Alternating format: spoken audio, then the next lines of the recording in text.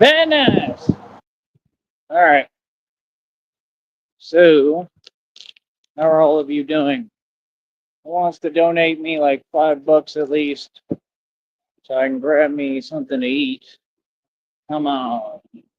Come on. Somebody out there can do it. That's right. I'm on here asking people to give me money and help. That's right. I'm doing it. Oh no. Oh my goodness. What shall we ever do? Batman is telling people to donate. Oh no. For a full scale business where he offers a service and entertains you. Wow. How out of the picture. How out of the ordinary. Oh, these folks are funny. I said it's all mine, boy. It's all mine. Gotham is mine. It's that simple. There's the border patrol.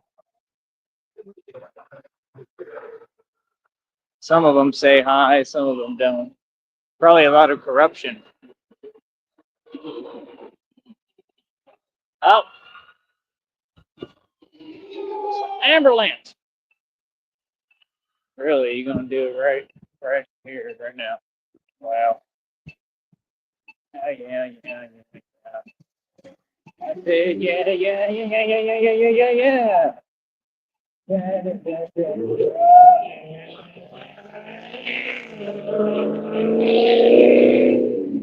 Another one, they were like, whoa, all overcompensating.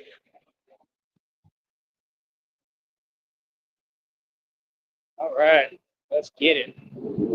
Get this money. That's right. We get paid to do this, boy, a little something. Little something. It ain't much, but it's a little something. Tell me. Grapefruit was good. I ate the whole thing pretty much. That was good, tasty grapefruit. I picked a good one. I looked up how you're supposed to pick them and everything. So that mine was kind of sweet. It was good. My dad used to eat them. And that's what I'm saying. Like, I do different things, different days, different methods, whatever. And then you see it work. I mean, obviously it helped me out. Look at the strength levels today. 64 world records, boy. I said, read them and weep. I said, couldn't nobody come close to the bat. That's right, because I'm the Batman, boy. That's right. Said the bat. That is the strongest thing in existence. Batman. That's right. It is what it is. So, yeah, like I said, we're going to keep on doing things the same way. That's right. I don't care if the so called women down here can't get it together. Right? Ridiculous. They just can't even see what's in front of them. Shit's embarrassing. Real talk. I be looking at some of these couples, man. I'm like, wow, that explains it. No wonder all these so-called women mad all the time. Real talk, it's the truth. See, that's not what you want to call it. This nonsense y'all started with this new generation snowflake stuff. That's reality, partner. Like, a lot of y'all are just plain funny. No wonder y'all sit around all day worried about what the man doing. It's the same way with my father. The same exact way. Like, what? Just on a different level, you know? It's just crazy, man. It's funny as hell, bro. Real talk. I can't believe it. I really can't. But yeah, do these folks understand that when I was little, there was an actual lawsuit, I think, that my dad filed because there was this creepy, crazy old lady. She was a next door neighbor, and it was just downright disturbing. And like how she would act and the things she would do, and she would just sit there. And I had a window. It's like a small window, and she would just sit there and stare at the window and stuff and do weird stuff, and it would freak me out. Like legitly, it would really freak me out. And like I think my dad filed a lawsuit, and I think we won.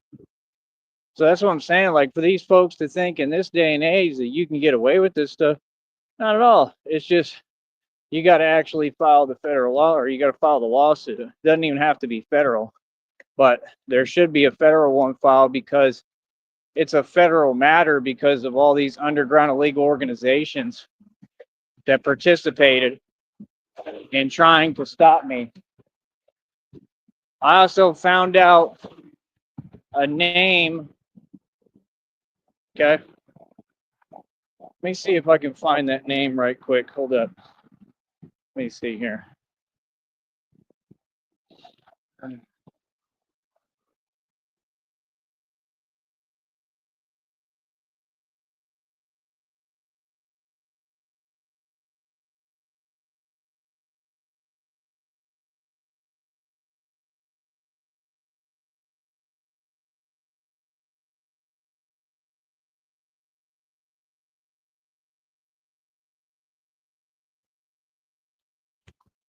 Can't do it right now, but there's a name. He's some like government politician, fake leader, like all of them. I think he's connected to the Charlie Kirk thing. They were saying that Charlie Kirk was like, I think had rejected offers from him or something. It's all very clear. It's clear as day what nation, and we all know the truth, what that nation does and what the groups that they form. And that's where all this came from. And they brought it into our country, into America. So when Americans start standing up for themselves, and then you've seen they've tried to lock all of us up, and that's been the agenda, right? So it was a movement that started in that nation, right? One of the basically, I mean, seems like one of the most evilest nations ever, right? You should know who I'm talking about. Where do all them groups come from? And it was like the leader, one of the leaders of them, and I think Charlie Kirk was rejecting their offers. So that might have been what happened is they took matters into their own hands, possibly. They might have hired this guy to do it or something. Or their other method of power, which we all know what that's called, right? They might have used that to gain leverage, something to gain leverage on them. But like I said, there was more than one person involved in that Charlie Kirk thing. It's clear as day, really. It wasn't, I don't even know if it was who they're saying it was. I don't understand it. It's an odd situation. So that's the thing, all these folks, are like, well, I'm just doing my job. That's fine. You could just do your job, but you don't do your job. And are you aware of what's going on and what's happened the past 10, 20 years has been the time that these folks have used in these groups, and they've taken full advantage. And even the download came out today and said that these corrupt departments were fully aware of what I was going through, just like always, and they did nothing. Exactly my point. They didn't just do nothing, they participated in it. And that's the truth. No, and nobody is above reproach. And we will continue to speak out and say the truth. You just have to talk right. That's it. You understand? Like, there's no fear here. Nobody's above reproach, man. You understand? Everybody has to be held accountable in a court of law. It's just that simple. Feel me? So it's like, I think that's what happened. And like I said, that's what they do. They move through secrecy. They try to maintain power through their little methods and their little fake stuff, right? And this is all a conspiracy, and it's already proven. It's in front of everyone. I mean, that's like if people watch me. If you think conspiracies aren't real, after watching me and just hearing me talk and seeing an inkling of what I've been through, if you watch the live streams and you actually diligently watch this channel, you've seen me go through stuff associated to it. So there's no denying it. You can't say, "Oh, it's not real." Even just listening, I've rattled off too many facts with proof and evidence because everything is right here in front of us. It's all out here, all the proof. So what do you mean? There's documentation, examples. There's all sorts of different forms of proof. You know what I mean? And that's my whole thing. If folks had cared or wanted to stop these things, they could have. All these people are 100% right in that, and they don't care. You know what I mean? And that's the problem. So why do they not care? Well, because I think they're all a part of it. I think they're all evil. And I just think that's the truth. I think corruption is what runs not only this place, but everywhere. And then they think they're doing something like, you ain't on nothing. There's judges down here, okay, in Cameron County Courthouse that have accepted bribes and then got locked up for like 75 years plus. They're known for accepting bribes. It's a recurrent theme. So I could understand why judges, lawyers who we know are corrupt, I proved that, they proved that, DAs we know are corrupt. We could see why they might have a vested interest in watching my channel or having someone, right, whether it be their fake wife or whoever, monitor the channel and hear what I'm talking about because they're worried. See my point? I'm telling you, I'm researching all this stuff. I don't just sit there and do nothing. I do a lot of research, man. I put a lot into what I do. And I know the truth that the groups that I'm coming up against, a lot of them are from other countries. That's the truth. And it makes sense. And like everything that gets depicted in the movies, the films with Batman, that's literally the truth. So you can't have any fear. You got to stand up. You got to stand up the right way. But you got to stand up, man, because things are going to change. You know, things are going to get, it's common sense. Things are going to get to different levels, different degrees. There's going to be different stuff that happens in the future. And I just know that we're going to come to a place where there is no more rules and the rules go out the window completely as a country. And it's just going to be all out, every man for himself, basically. And that's like Batman's era. It's the best way I can explain it. Right. Making it sound nice as possible. Right. And people are looking towards a future of vigilante justice. It's just the truth. That's what they're looking for. Like I said, everybody prayed. They said, we need a Batman. And God answered your prayer. I see right now people saying that the Alice Police Department is corrupt out there in Alice, Texas. Okay, somebody, right? They're looking for somebody, and the family is, and they're saying that the department isn't doing their job. Wow, what a surprise. Have they ever done their job, any of them? Ever. Any of them. And then they'll have the nerve, they'll talk and whine and complain like about people like me speaking out, which they can't do anything about. But they don't want to go do their job. Like, you know, the family cares about, you know, who it is, you know, that they're looking for.